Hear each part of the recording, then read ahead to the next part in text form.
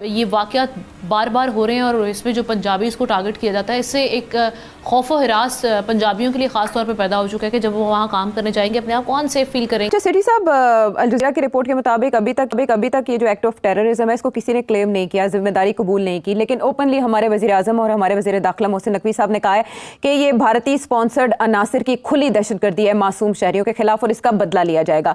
आप ये बदले वाली बात ना करें। कल वहां कुछ हो जाता है तो फिर आपका बयानिया खराब हो जाएगा कि हम तो इन्वॉल्व ही नहीं है इस चीज। वो कहेंगे जी आप तो कहते थे बदला लिया, वो टेररिज्म, वही आपने हमारे ऊपर टेररिज्म करा दिया। भारत, आपको पता है कि इनकी ये प्रॉक्सी वॉर तब से शुरू है जब से अजीत डोवल साहब जो हैं उन्होंने भारत के नेशनल सिक्योरिटी एडवाइज़र ने ये कहा था कि हमें डिफेंसिव ऑफेंस की ये पॉलिसी लेनी चाहिए। अगर आप 6 महीने पहले के इंडिया को देखें और खुसूसन बुनियानुल मरसूस के पहले को इंडिया को देखें तो वो तो अमेरिका को आंखें दिखा रहा है, वो तो यूके को आंखें दिखा रहा है। मेरे ख्याल में जो इसका एक एथनिक एंगल है जिसके अंदर पंजाब के लोगों को टारगेट जो है वो किया जा रहा है, आई थिंक ये एक बहुत बड़ा प्रॉब्लम बनेगा इन द फ्यूचर, क्योंकि रोज़ाना आप बलूचिस्तान से पंजाब की लाशें नहीं उठा सकते हैं।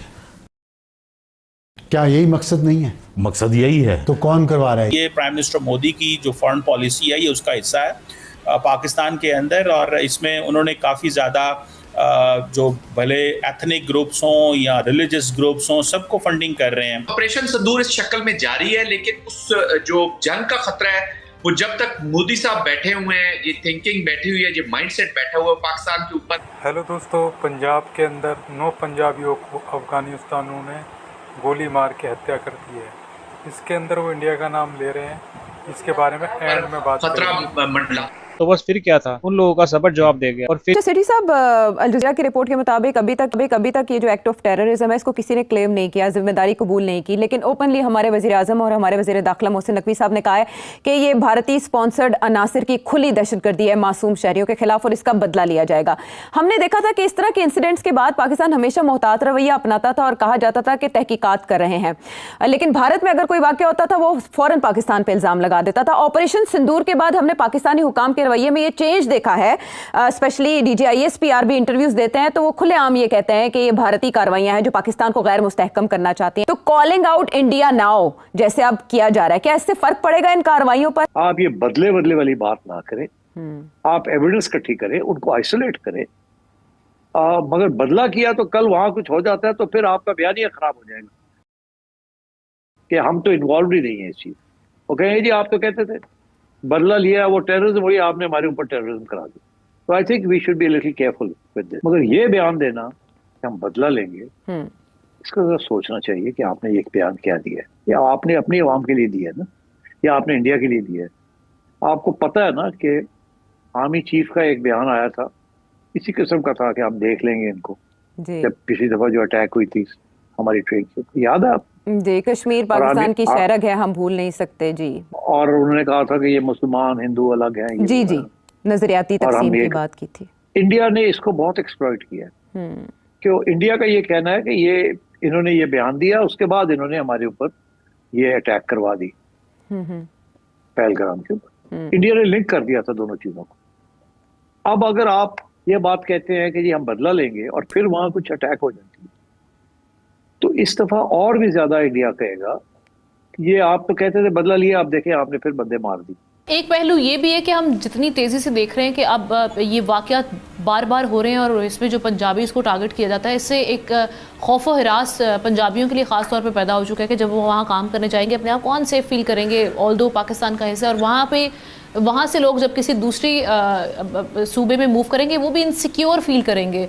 तो ये जो सूबाइयत हम देख रहे हैं, जो गैप आ चुका है, डिस्टेंस, इसको ओवरकम करना इस वक्त किस हद तक ज़रूरी हो चुका है हमारे लिए? भारत, आपको पता है कि इनकी ये प्रॉक्सी वॉर तब से शुरू है जब से अजीत डोवल साहब जो हैं उन्होंने भारत के नेशनल सिक्योरिटी एडवाइज़र ने ये कहा था कि हमें डिफेंसिव ऑफेंस की ये पॉलिसी लेनी चाहिए और हमें थोड़ा अब पाकिस्तान के अंदर नॉन स्टेट एक्टर्स को सपोर्ट करना चाहिए, और वो इस मामले में बड़े खुले हैं। और उनका मीडिया, आपको पता है कि अभी BLA जो है वो क्लेम नहीं करती रिस्पॉन्सिबिलिटी, तो भारत के जो चंद एक मीडिया हाउसेस हैं वो पहले ही उसके ऊपर तैयारी करके बैठे होते हैं। और यहाँ से ऑपरेशन होता है, वहाँ पे इंडियन मीडिया के ऊपर चल रहा होता है। तो इस हवाले से मैं समझता हूँ कि ये जो ट्रांसनेशनल रिप्रेशन हो या प्रॉक्सीज का इस्तेमाल करना हो, ये प्राइम मिनिस्टर मोदी की जो फॉरेन पॉलिसी है ये उसका हिस्सा है पाकिस्तान के अंदर। और इसमें उन्होंने काफ़ी ज़्यादा जो भले एथनिक ग्रुप्स हों या रिलीजियस ग्रुप्स हों, सबको फंडिंग कर रहे हैं। वो बहुत हद तक कामयाब हैं। वो समझते हैं कि या तो हम पाकिस्तान पे डायरेक्ट हमले करेंगे, काइनेटिक ऑपरेशन करेंगे और इस तरह पाकिस्तान को डिस्टेबलाइज करेंगे, पाकिस्तान की इकॉनमी को ख़राब करेंगे, पाकिस्तान की जो ग्रोथ है, जो तरक्की हो रही है उसको रोकेंगे, या फिर प्रॉक्सीज के ज़रिए जो है वो इंगेज करें ताकि अगर बलूचिस्तान के अंदर इन्वेस्टमेंट आ रही है तो वो रोके। चाइनीज़ भाई हमारे जो वहाँ पे कारोबार करते हैं, बिज़नेस करते हैं, जिन्होंने इतनी बड़ी सीपैक में इन्वेस्टमेंट की, उनको टारगेट करे ताकि उनको जो है वहाँ से भगाया जा सके। सो ये जो नॉर्मलाइजेशन पाकिस्तान के अंदर है उसको रोकने के लिए, और मैं समझता हूँ आज बलूचिस्तान के लोगों के पास बहुत अच्छा मौका है कि वो उठ खड़े हों। किस चीज़ का इंतज़ार कर रहे हैं कि ये चंद एक PLA के लोग जो बलूचिस्तान के शहरों में ही घूम रहे होते हैं और कई लोग नादान लोग जो हैं इनको पनाहे दे रहे होते हैं, जो नादान तो नहीं उनको कहना चाहिए, वो दहशत गर्दों की सपोर्ट में बैठे हुए हैं, जो जिन्हें सपोर्टर्स कह सकते हैं, फाइनेंसर्स कह सकते हैं, बैटर्स कह सकते हैं। मैं समझता हूँ कि ये उनके खिलाफ भी घेरा तंग होना चाहिए। साल 2025 में इस साल 1 जनवरी से लेकर 11 जुलाई तक दहशत गर्दी के कुल वाक़यात 536 हुए, सिविलियन शहादतें 330, सिक्योरिटी एहलकार की शहादतें 568। ये मैं आपको सिर्फ 6 महीने का डेटा आपको देख लें कि इसमें कितना नुकसान हुआ है पाकिस्तान का, कितना पाकिस्तान को दहशतगर्दी का सामना है। और अभी कल रात को बलूचिस्तान में 9 पाकिस्तानियों को उनकी शनाख्ती कार्ड देख के कि उनका ताल्लुक पंजाब से, उनको निकाला गया बसों से, उनको मार डाला गया। BLA ने ये दहशतगर्दी की कार्रवाई की है। ये तो बहुत अजीब सी कुछ मुझे सिचुएशन लगी है कि जनूबी वज़ीरिस्तान के करीब बलोच सेपरेटिस्ट पंजाबियों को बसों से निकाल के मार रहे हैं पख्तून इलाके में। You think this is something sinister?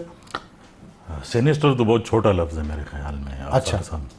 और जो सिचुएशन बनते हुए जा रही है, लाइक ये तो आप वो स्टैटिस्टिक्स बता रहे हैं जो कंजर्वेटिव स्टैटिस्टिक्स हैं जी, जो ओपन सोर्स से यूजुअली जो है हम कलेक्ट करते हैं। इट्स नॉट जस्ट, और आपकी स्टैटिस्टिक्स में भी वो बात जो है वो वाज़ेह है कि सिविलियन शहादतें इसमें कम हैं और सिक्योरिटी फोर्सेस की शहादतें जो है वो ज़्यादा हैं। मेरे ख्याल में जो इसका एक एथनिक एंगल है जिसके अंदर पंजाब के लोगों को टारगेट जो है वो किया जा रहा है, आई थिंक ये एक बहुत बड़ा प्रॉब्लम बनेगा इन द फ्यूचर, क्योंकि रोज़ाना आप बलूचिस्तान से पंजाब की लाशें नहीं उठा सकते हैं। क्या यही मकसद नहीं है? मकसद यही है। तो कौन करवा रहा है? हेलो दोस्तों, नमस्कार। ये मेरी नई वीडियो आ गई है। ये वीडियो आई है पाकिस्तान के ऊपर। पाकिस्तान के अंदर एक बस में 9 पाकिस्तानी लोग जा रहे थे, उसके अंदर अफ़गानी लोगों ने उनको उतारा बस से और धर्म पूछा, मुसलमान हो क्या हो, और उन्हें मौत के घाट उतार दिया। इसके अंदर पाकिस्तानी मीडिया कह रही है कि ये इंडिया का हाथ है, ये सब इंडिया का कराया जैसे हमने कराया था कश्मीर के अंदर, वैसे इंडिया पाकिस्तान के अंदर करा रहा है। तो सारा इल्ज़ाम इंडिया के ऊपर डाल दिया है। मगर ये नहीं बता रहे अफ़गानिस्तान, ये जो फ्रीडम फाइटर की लड़ाई लड़ रहे हैं, ये लोगों को मार रहे हैं, क्यों मार रहे हैं? वो पूछ रहे हैं भैया हमारे लोग कहाँ हैं, चाइना को हमारे सर पे क्यों बैठा दिया, हमारा तेल कहाँ है, हमारे खनिज कहाँ है। वो उस पर हक चाह रहे हैं, उस पर वो हक दे नहीं रहे। इसी पे डिबेट है, देखिए मज़ा आएगा। थैंक